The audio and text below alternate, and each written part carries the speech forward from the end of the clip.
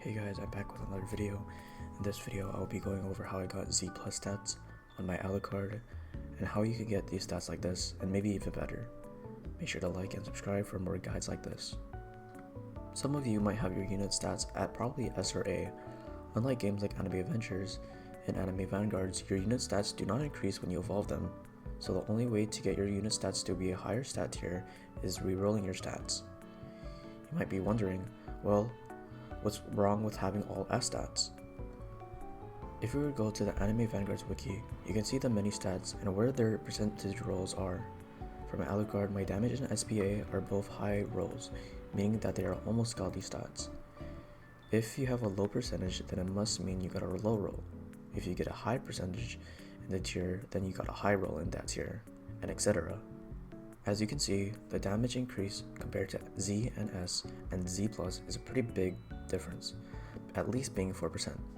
It might not seem much on paper, but when you test it out in game, you'll start to notice these differences. Now let's go over how I actually got these insane rolls on my Alucard. The main factor is luck. In most of these games, you would have to rely on luck, but like flipping a coin, you'll eventually land on both sides.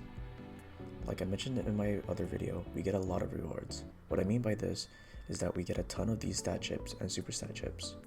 The main reason for that is that we get them from codes, doing challenges, evolving units, getting them from our achievements, and the boss event shop as well. Since we get so many of these stat chips, you will eventually get a Z stat or better.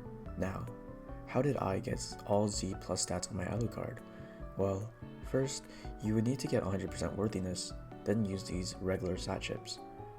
I would repeat that process until I get a Z stat or better. Eventually I did get a Z plus, and then I started to use super stat chips.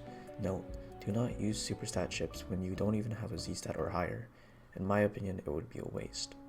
Another thing that I would like to mention, some might question like, oh, why didn't you go for godly? Well, like I mentioned before, my Z plus stats on my damage and range were very close to godly, and I didn't find it necessary for me to get the extra 1% or 2% of damage. That's it for the video. I know this video is pretty short, though I wanted to make this video for those who don't have the best stats right now at the moment. If you thought this was interesting or helpful, please leave a like and subscribe. If you have any video ideas for me, make sure to leave them down in the comment section below. Thanks for watching.